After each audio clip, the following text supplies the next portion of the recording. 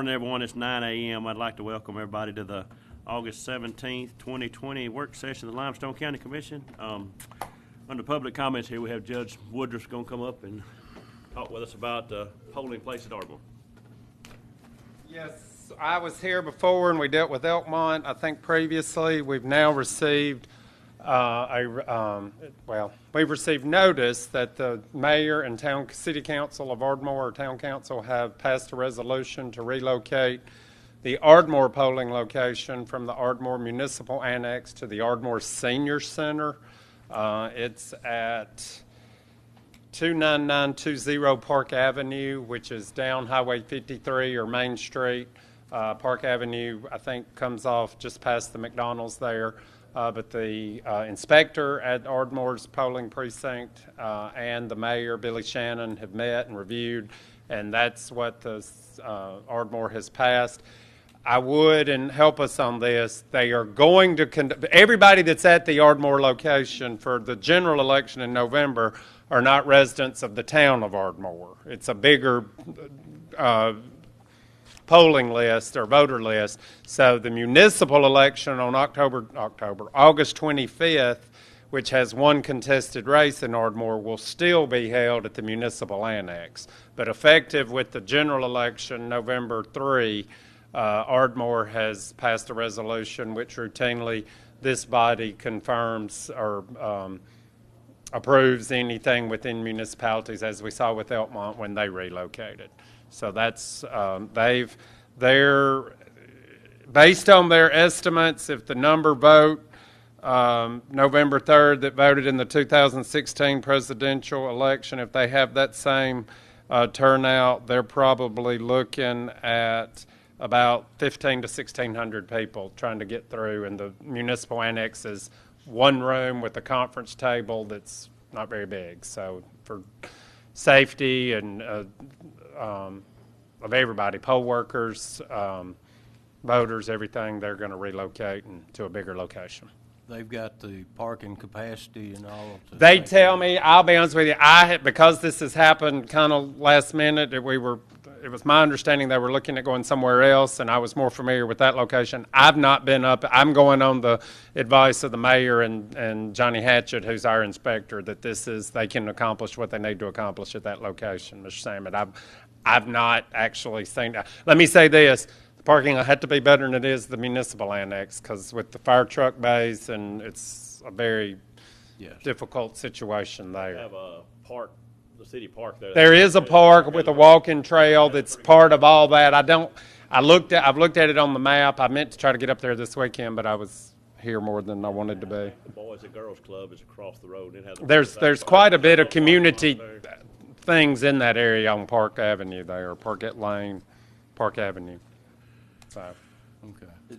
For the general election, are y'all looking at, are we still at the West Side Community Center? we are. We've looked at various options and have not been successful in finding a larger at this point. I have held off with everything going on to the camp. I've reached out, but we haven't, with everything, them getting started with school and everything, I've just kind of said, I know that's a priority for them, a new superintendent and all that. So nothing at this point has changed. We did talk with, at the recommendation of the inspector at that location, we did talk to the owner, Mr. Biggs, about the possibility of the other venue behind. I think they call it the Wedding Barn or something, and he was not. He wasn't conducive, wasn't open to that, and didn't think it would really serve any better purpose. We've also looked at if there's additional room available in the building we're in, because there's front office or front access, but while one is I think leased or whatever to a church, while they're not and there's connection to where they were looking at that, but we've been informed that that's still under lease and it's not vacant. So while they may not be meeting and holding church there, they do have it under lease, and they don't use the cafeteria in the Owens. I don't know. Okay. I just don't know. We haven't, and so we may be back on an emergency basis, as this one is, because it's within the 3 months of the actual election. Yeah, y'all had talked about with the Lamb of God and stuff moving in. Nothing's- I don't- On none of that. I don't think anything's going to happen there. They're going to look at reconfiguring, and we'll see how their municipal election goes August 25 for the city of Madison as well. Hey, come on in. Come on in. You're fine. Come on He's in. going to be speaking right after you. Oh, I see. After me? All right, Yeah, then he's you may after want you. to. All right. But that's all I got. Oh, Any, okay. and I'll be glad to answer any questions on Ardmore. So, We appreciate it. if Judge. not, we appreciate y'all. Thank y'all. Thank you, Judge. Thank you. Hey, thank you. John, are you ready? Man, 2 wheels and I got here. Well, if you don't mind, just come up here to the microphone right up here, and he's going to be talking. He's the executive director, the new executive director of the Singing Rivers Trail that's coming in. Okay. You all mind if I take my mask off when I talk? Yeah, no, I'll yes, take sir. it. We encourage you when you get up here, mind, take it off. You get comfortable. I'll give you All right, yeah, thank you. Works out better for everybody to hear you better too. Thank And you. just lay one right there on the. Yeah, those Steve's two right there. there. There you go. I'll leave if anyone wants to see. Okay. Well, first of all, I appreciate you seeing me. I was texting Colin. I had a meeting that lasted a little bit longer, and I really did come on 2 wheels, I think. So, my name is John Kovach, and I'm the new executive director of the Singing River Trail. And for a lot of you, you may have heard about Singing River Trail in the past, and you may have gotten little snippets here and there. But I'm very happy to tell you it's on its way. And I've had a lot of talks with Athens City about some things that they want to do with a Pilgrim's Pride site and possibly blending our resources there and saving some money and providing a little bit more oomph to their park. And Colin and I had a nice conversation last week about just Rails for Trails, Richard Martin's Trail, what it means to the citizenry of Limestone County. And so for me personally, I wanted to introduce myself to you all and thank you for your past support with our master plan. But I also wanted to come and tell you a few things, give you an idea of what's going on, and would like to ask you for some support from the county if possible.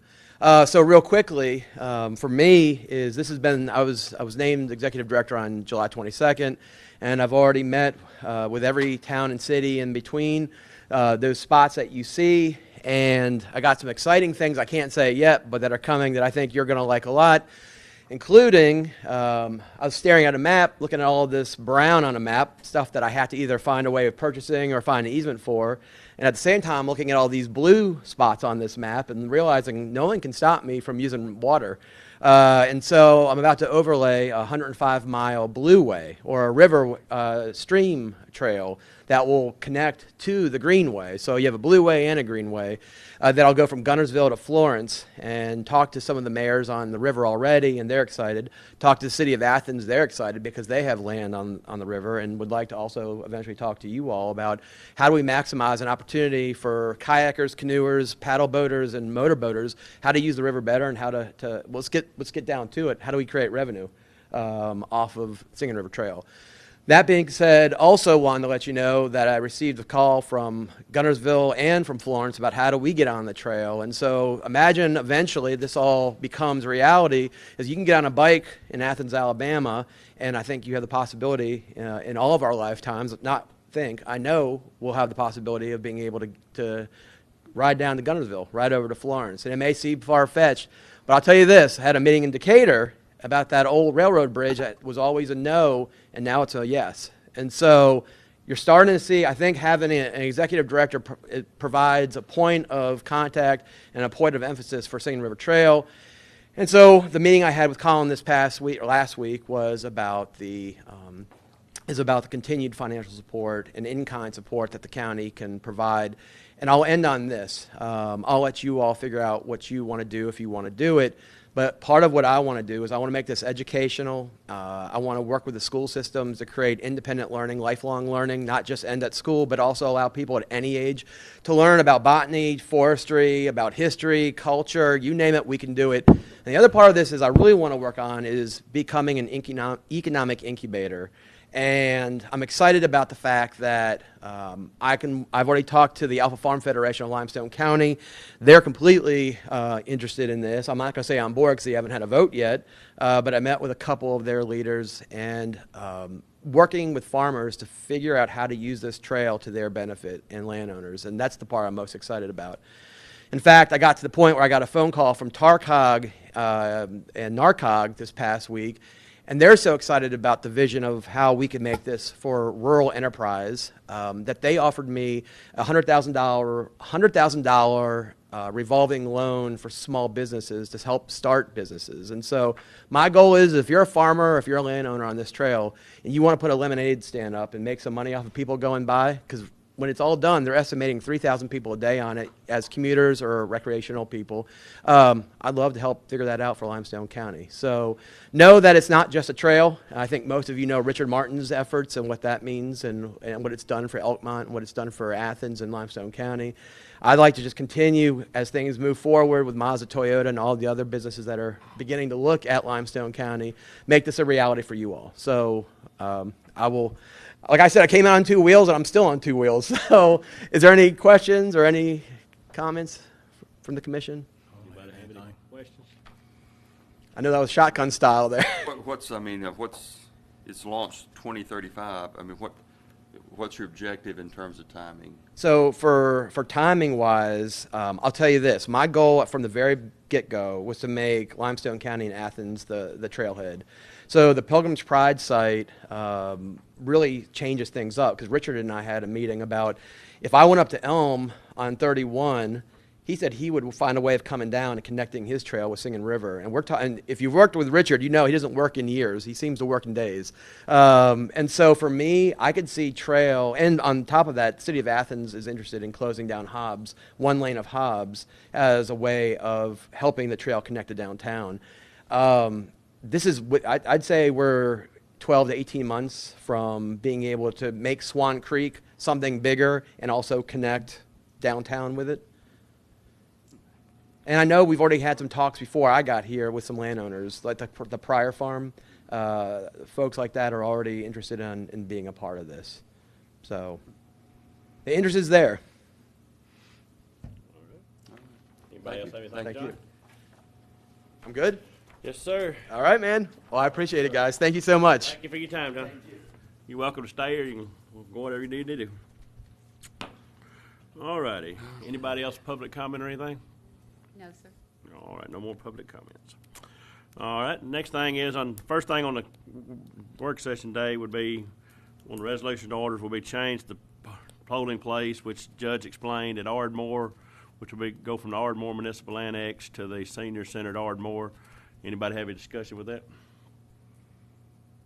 All right, no discussion with that. We'll move on.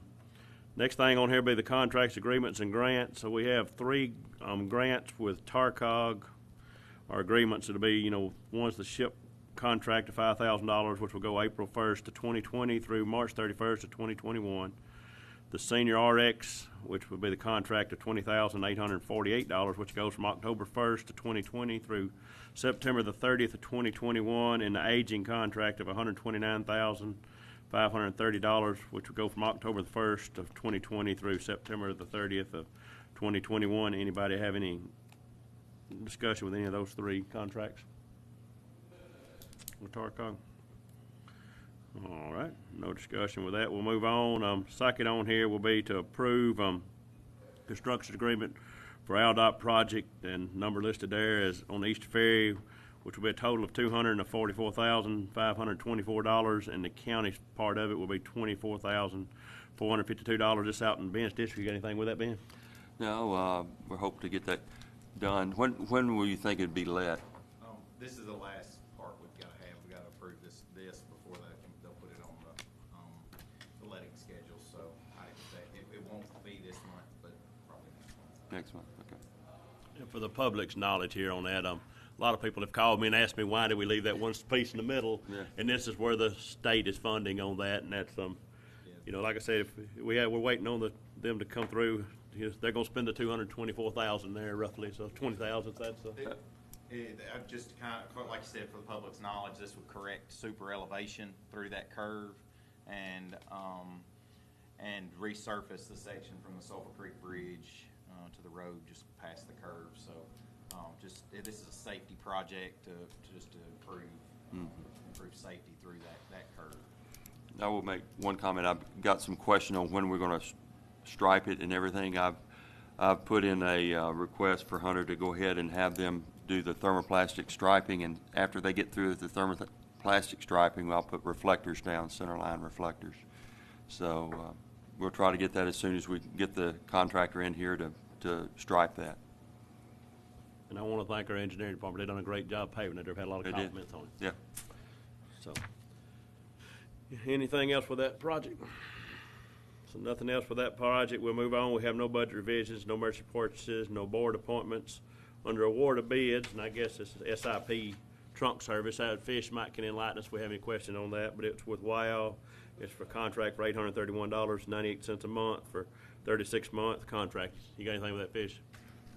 Basically, although we've had problems with the system, staying up,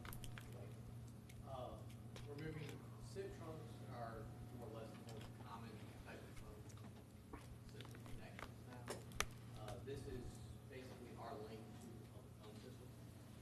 Currently, we're paying just over $3,000 a month, so there's significant cost savings. Good. If I go into this technology, WOW has, their bid was really good. They're actually running fiber for us to carry our phone calls now, so we're not going over the Copy. phone lines anymore. So it's a really good deal for us. Well, yeah, my biggest thing is being a steward of the taxpayers' money. The $2,200 a month savings was a big plus for it. Okay. Thank you for working with that. Thank you. Anybody got anything else with that? All right, next thing on here will be under personnel action. First on here will be to promote Ellen Morrell to the transitional Limestone County Administrator effective October the 1st of 2020 through December the 31st of 2020. Therefore, assuming the role of the County Administrator on January the 1st of 2021. I'm gonna try to keep her till July if Pam wants to stay that long. Anybody got any discussion with Ellen? All righty, no discussion with that. Moving on, and second will be to promote Ramona Robinson to the Accounts Payable Purchasing Clerk effective October the 1st of 2020, which will be moving into Ellen's position. And I was going with the next one, which would then be promote Kay Gording to the Purchasing Accounting Clerk effective October the 1st of 2020. Did anybody have any discussion with either one of those two? All righty, with no discussion with that, we'll move on. Number 4 on here will be to transfer Buford Clemens to an equipment operator in District 2. And then, Steve, you got anything with that? All right.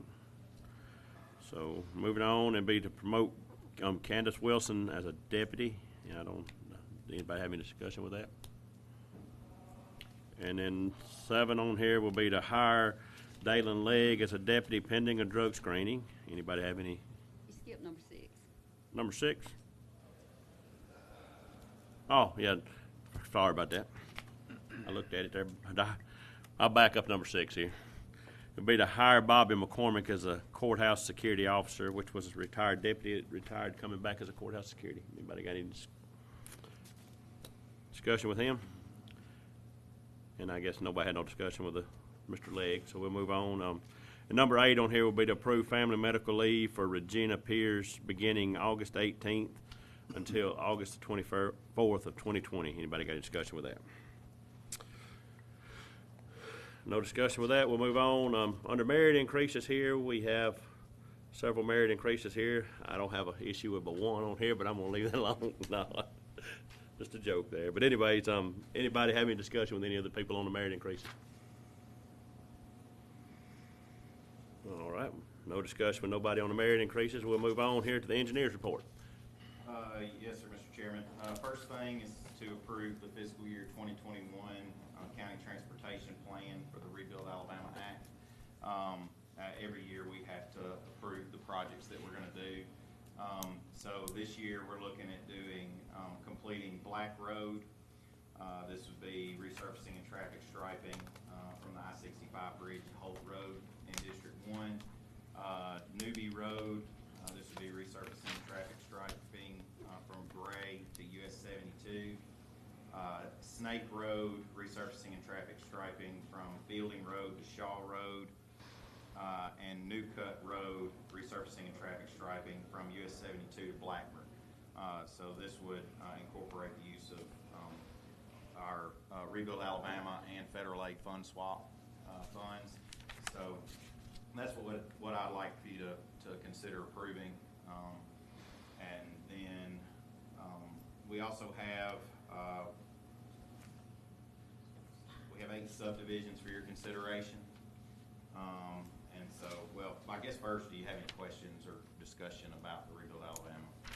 Don't jump No, we're ahead. good. If you don't have anything, then we have these subdivisions that are presented before you. Lonnie Dale subdivision. This is a consolidation of 2 lots, lots 5 and 6.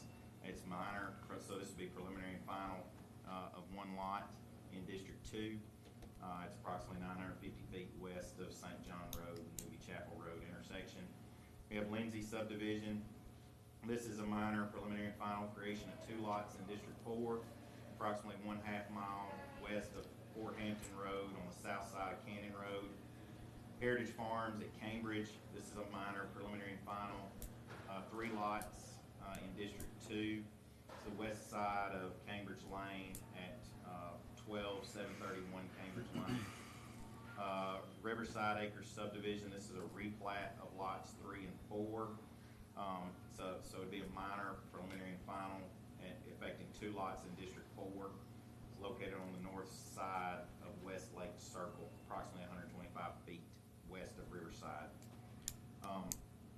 Holland Gin Road subdivision. This is a minor preliminary and final, creating 23 on-road lots in District 1 on Holland Gin Road at the intersection of Shipley Hollow Road.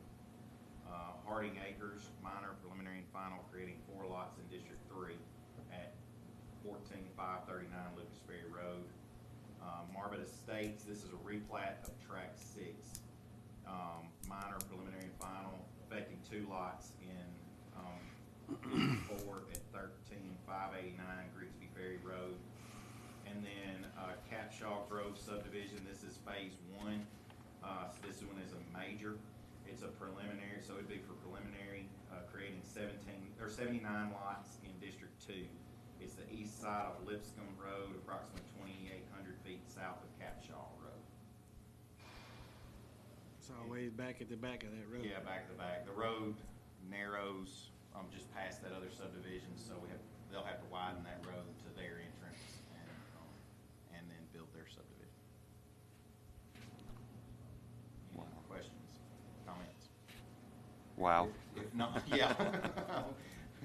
So, if nothing else, then that's all that I have for you. Need a drink of water after talking through all that? Sure. All right. Any Does part of that Holland Gin subdivision go out on Shipley Hollow? Does it face Shipley Hollow? Yeah, I believe so. I believe it's that hill there, I think. I know it's, all right, I'll get with you on the plat on We that. can look at the plat. Yeah. Okay. Thank you. Any more questions for Mark? Any more discussion with Mark on anything? All righty, moving on to other business here. We'll approve the insolvents, errors, and taxes and litigation for 2019 and uncollected insolvents and taxes in litigation for the previous year as presented by the Revenue Commissioner's Office. Any discussion with that? No discussion with that. We have no scheduled public hearings at this time. Report of officers. Commissioner Samet. I don't have anything this time, Mr. Chairman. All righty. Commissioner Turner. I don't have anything. All right. Commissioner Black is not with us today, and Commissioner Harrison. Yeah, I've got, we're starting back on County Line Road next to Lauderdale, that borders with Lauderdale County, starting to reclaim and continue that on. Just to let everybody know, we made about 0.3 of a mile's progress, and it takes about 4 days to do that. But part of that was raising that part of the road that swagged about 1.5 feet in that area where to keep the water from going over the road, and we replaced a tile in there. So hopefully it'll go faster. We're having to use this asphalt zipper to reclaim. I found out just this morning that my reclaimer that was blowed, the damage that was done to it, it crushed a plate, aluminum plate, in between the head and the block. So Tommy Polk said he'd never seen that before, but anyway, it's fixable.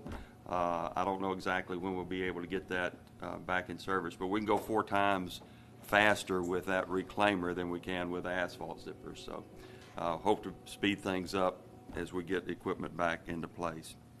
I'd like to spend some time here and talk about road funding for a little bit. I'm just going to read this. I got with Mark this morning and updated my spreadsheet with current numbers about what it takes to maintain. So I'm just going to read this notes that I prepared. Each year, the Limestone County Commission accepts funding requests for the next fiscal year from county department heads. The County Commission has a responsibility to decide which department need more funding, which one stay level, which one needs to be cut. The system works pretty well for most county functions, but there's a critical area that gets overlooked year after year, and that is our county infrastructure funding. There is no department head that represents the resurfacing needs of Limestone County roads.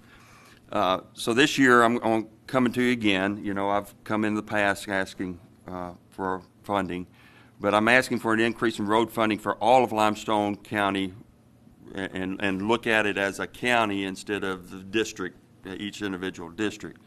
And this is not the first time I've made this request, but every year it becomes even more critical because of the continued deterioration of our road conditions. This is one of the single most important issues facing the people of Limestone County. I mean, that's what we get more comments on anything. And it's time that we need to address it in our 2021 budget. The County Commission has a responsibility to properly maintain county roads, and it's critical that we manage this area in the same responsible manner we do other departments.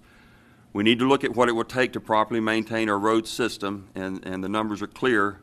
Our current road funding rates are not sustainable. Every year, roads across Limestone County do not get the funding they need to keep up with the needed resurfacing. And so here's the numbers, and I'm just going to run through these numbers. We have a total paved county road miles of 1,026 road miles, and that's 637 plant mix roads or blacktop, what a lot of people call blacktop. And then we have 300, I'm sorry. I'll call you back. Let me give her a message. Okay. Sorry about that. Let me turn this off. All right.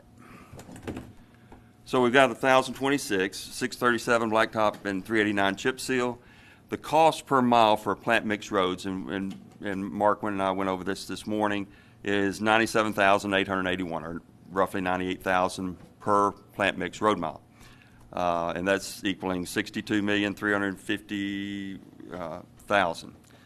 Cost per mile for chip seal roads is $32,600. That equals to $12,680,000.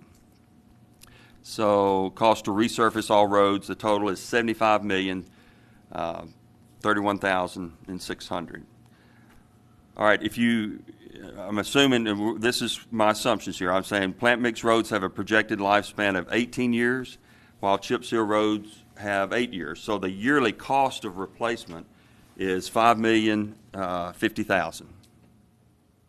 $5 million, and that's what we need to resurface every year just to maintain our road system. We have in our 2021 projected funding for Limestone County roads is roughly $2.8 million, and what that does, that takes our $385,000 times 4 that we get in our 117 funds, and that's $400,000 that we get from the federal aid fund swap, and then that's including our funding that we get for Rebuild Alabama. So that's everything that we get for resurfacing roads. So at 2020 rates, our roads are 45% underfunded, and that's $2.265 million underfunded, and that's just to maintain. That's not meeting the increased capacity demands in District 2 and 3. That's not side drains. That's not bridges, which we know they're incredibly expensive. That's just for road resurfacing. So, I mean, you know, if after looking at these numbers, it's clear that we need to do something about this issue immediately. We wouldn't let any other department that comes in here and say they're 45% underfunded, and we should not do it with roads either. You know that I've brought this issue up multiple times since I've been in office. And in the past, I've looked at increased road funding by allocating new revenue streams, finding places where we could cut spending. But today I'm asking for a new approach, and I want to make Limestone County roads a priority again. And to do this, I'm recommending that we move guaranteed money from the general fund to be used for roads in the 2021 budget. And I'm asking that we increase road funding by $1 million. And I know that that's a lot, but that is, you know, less than half of what we need to just to even maintain. And I don't think the public really understands how severe an issue this is and how hard it is that we've all had difficulties in getting that over to the public. They don't understand how just underfunded we are. And I know that's $1 million's a lot, but you've got to start somewhere. And you know, if we shoot for the stars, maybe we can get a substantial amount over what we're doing now. And that's not near enough to get us to full replacement value, but it is a start. Other counties have already done this using general funds. I pointed out, you know, Lauderdale County supplements $4 million per year out of their general fund for roads. And so we can have better roads. And I see stuff out there in the future that will help. I see a little bit of a light at the end of the tunnel. There's some things that would maybe give us some more revenue, but we do need to start now, because I mean, you know what's happening with Toyota Mazda out there in the East Limestone area, and we need to do all that we can and to get more funding for roads. So I just wish you'd consider that. I think we've got two sessions before we approve the budget, and I think that we should really sit down and discuss and see what all we can do to make sure that at least the greatest needs are met. So appreciate your time listening. Thank you, Ben. All right. Well, I'll just hold my comments until after the commission meeting, and that's when we'll recess until 10 a.m. and thank everybody for being here.